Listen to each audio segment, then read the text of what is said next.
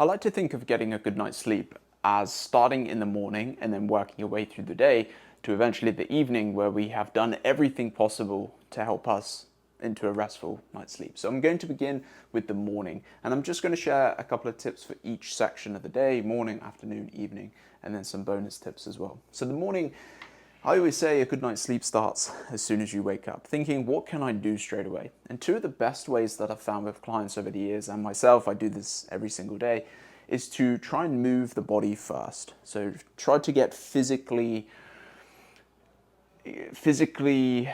try to do something physically demanding. That's a better way to put it. Of course, have your tea or coffee first, do what you've got to do, whether that's an hour or two after you wake, that's great.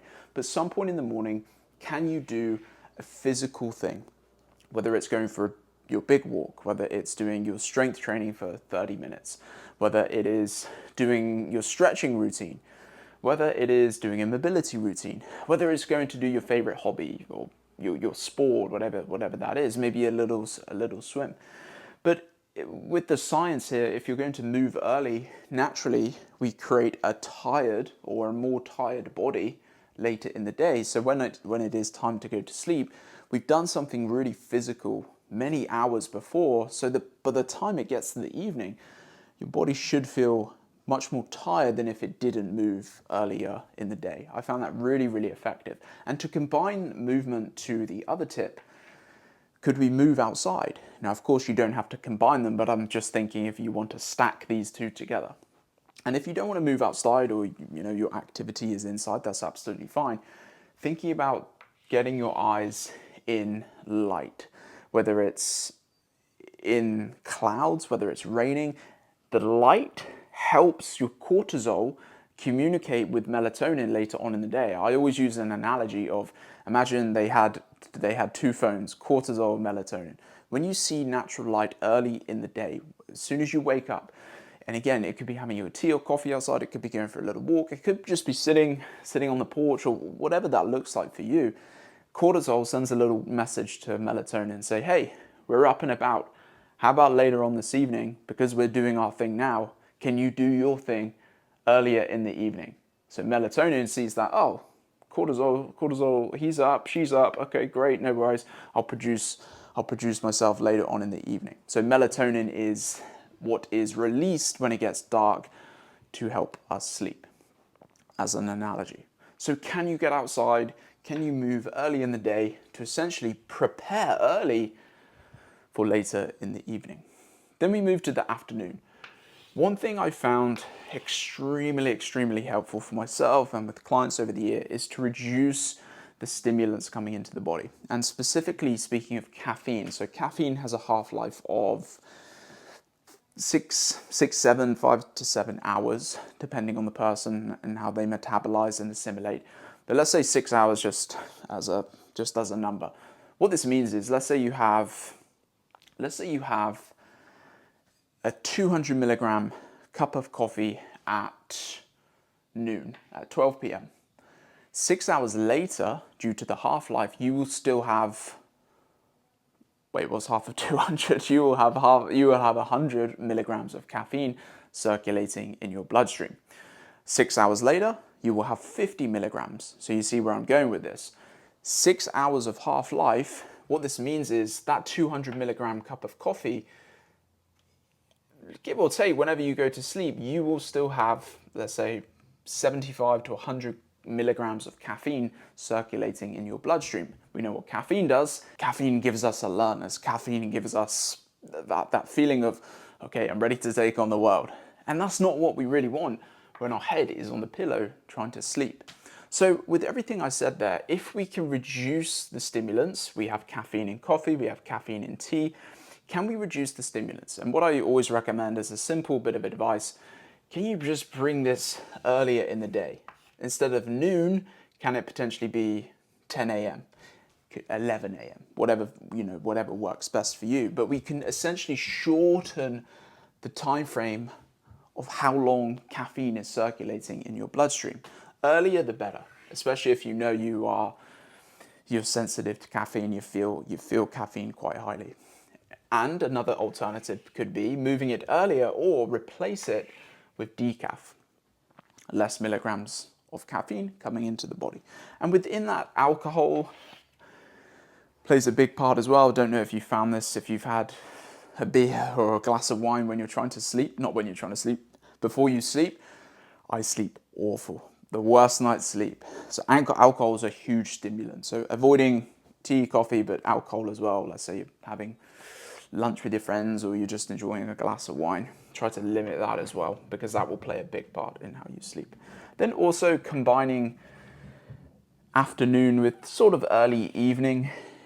If you can, get outside once again around that time of, the sun's winding down, the temperature is dropping, because what this signals to your brain is it's time for darkness. It is time to relax. It is time, essentially, in the next few hours to turn off, to sleep. So this is another way we can stimulate to your brain that, hey, let's do our thing in a few hours, because we've got outside again. We're seeing the sunset, we're seeing the lights dim, we're seeing the temperature drop, we're feeling the temperature drop, signaling to the brain that in a few hours, do your thing, sleep, do your thing, brain. Cool. Then we move to the evening. And I always just recommend a sleep trigger, essentially something to transition into the evening time to help you down-regulate, to help you relax, and to turn off the feelings of always feeling on.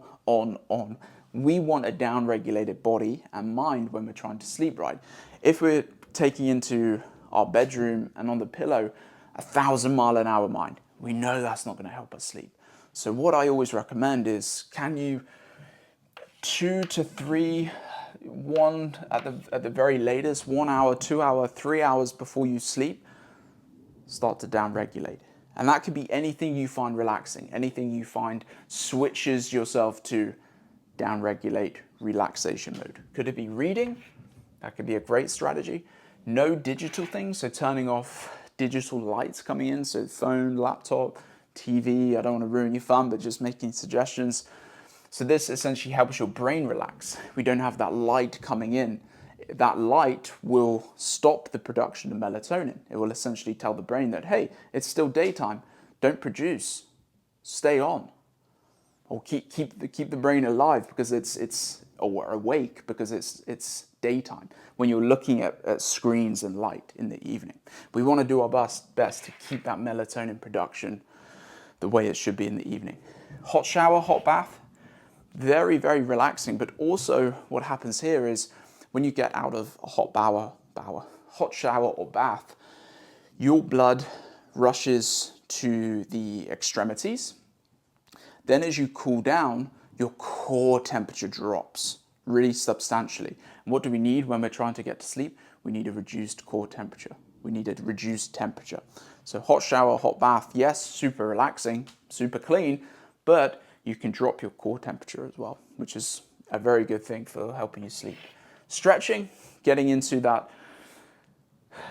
your body, helping your muscles, your tissues, your fascia, your joints, your tendons, relieve any pressure from the day to help you feel relaxed. We know the feeling that stretching does. What's the immediate thing that you do when you stretch? Oh, I needed that. So that's your body kind of telling you, hey, this is a great way to relax your whole system. So stretching for 10 minutes. Another one could be, and this is really beneficial, is to close loops. So your brain has open and closed loops. It kind of runs on open and closed loops. Something called the Zeigarnik effect. Essentially, your brain tends to remember unfinished tasks much more than finished ones. So what this means is, in terms of sleep, if you're going to sleep with, and you might not consciously be aware, it might be subconscious that your brain is remembering. If you're trying to get to sleep and there's things you haven't done, there's that thing, oh, I said I would email that person, but I didn't email the person. The brain is saying, hey, you've got to close the loop. You've got to close the loop. Hey, you said you were going to put the bins out. You said you were going to clean up, but you didn't do it. The brain says you need to do it. You need to do it. So if we're thinking into the evening, how many loops can I close? What tasks, what tabs do I have open as a metaphor or an analogy? What tabs do I have open that I can close so my brain doesn't remember all of these unfinished tasks? because I want my brain to just be able to relax. I don't want my brain to be trying to remember all of these things that I haven't closed off. So closing the loop is a good little strategy that you can keep in your mind when you're entering into the evening. Let's say you've done all your down regulation and then you're thinking, okay, what did I say today that I would do that I haven't done yet? How can I close all of my loops as best as I can? If there are open loops, what does your brain do? It says finish them, finish them, finish them. So close the loops. And then some bonus ones. I'm sure you've heard of these before, but keeping cold room about an hour before I sleep. I'll pop the fan or the window unit on. I'm in California right now. The window unit on so that when I get to sleep or when I'm trying to get sleep, the room is really cold. We need, like I said here, a reduction of core temperature to help us sleep. We don't want to be hot when we're trying to sleep. Dimming the lights, remember what I said about melatonin. If you can dim the lights, our melatonin production can happen much better. If there's loads of lights on, overhead lights, lights coming from your screen, it tells melatonin that it's daytime, like I said. So melatonin will essentially say, okay, I'm not going to produce. Melatonin is what is needed to transition into that sleep state. So dimming the lights can be a really good idea. I'm not saying just turn off all the lights when the evening comes, but dimming the lights can be really, really helpful to keep melatonin production nice and high. Vent, express. Is there anything on your mind? Do you need to let go of anything? Are you holding on to something that you want to speak about? Because, as they say, don't take a stress or a problem to bed with you. Gotta let it out. Try to vent or express, even if it's writing, talking to someone about what's happened or what's happening, to try and release it from your brain. Instead of ruminating on the pillow, try to let it go before you get to that state. This is a really good way to just get out what is inside. And you might not solve the problem, but it's a great way to just, for your body, for your brain to take a breath. At least you've tried to release it to some degree. So healthily venting and expressing what's going on in your mind. Late night eating. So late night eating, remember we want to prepare for sleep. We don't want to prepare for digestion. So when we're eating late, especially if it's high sugar, if it's things that feel heavy, if it's ultra processed foods where there's lots of salts, where there's lots of, that hyper palatable sensation coming into the taste buds, that's going to go not to the relaxation phase, not to parasympathetic. Now your brain says, oh, now we have to digest all of this food. And especially if there's sugar, it's getting these spikes.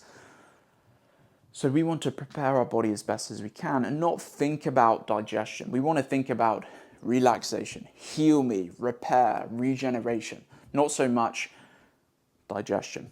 So again, I'm not going to tell you how long to, when not to eat, but just thinking what that could look like for you, not eating too late. And I guess actually I'll relate this to here. What could be a really good strategy is a post-dinner walk. So post-dinner walk after you've eaten, even if it's 5 to 10 minutes, can put your body into that parasympathetic state, which is the rest, digest, calm, assimilation, which will be really, really helpful for digestion. So when we're, getting to sleep in a couple of hours' time, our body isn't digesting the food than if we just had dinner and then plopped on the couch. That's fine, of course. I do that a lot. But walking, especially if you're not sleeping great, can be a really good strategy to try. And it really helps with your blood sugar regulation after eating. Stress, fight and flight mode switched on, hypothalamic pituitary adrenal axis is flooding stress hormones, cortisol, and that's a hard place to fall asleep to, right? So thinking about stress management, kind of linking the two here, thinking about what can you relax to? What way can you just release some of this tension, release some of this stress? Again, to put your body into that parasympathetic state, which is the state we really need to help us fall asleep, and for sleep latency, which is the ability to fall asleep. Yeah, the ability to fall asleep.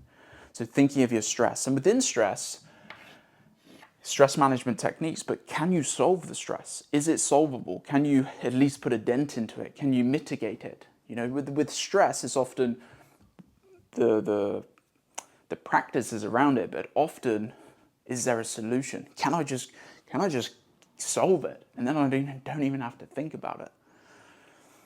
And then one more thing. Relaxing, putting your feet up, having a laugh, just enjoying being human. Sometimes we get so caught up in the serious of life when we go to sleep. We're going to bed really tense and serious.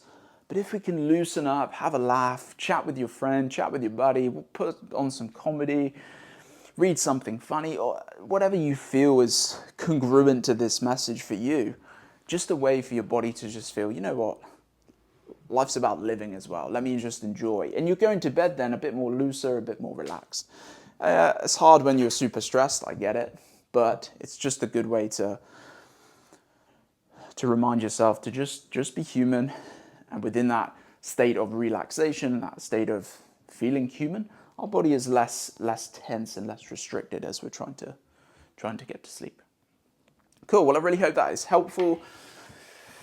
Yeah, appreciate your time. You can take a little screenshot and give those a go, and I think you'll notice a big difference. Appreciate your time. Please subscribe to the channel, and YouTube will recommend a video which will go here if you want to check that out. If you're watching this before you sleep, maybe don't check it out, but tomorrow, check this one out. I think you'll really like it.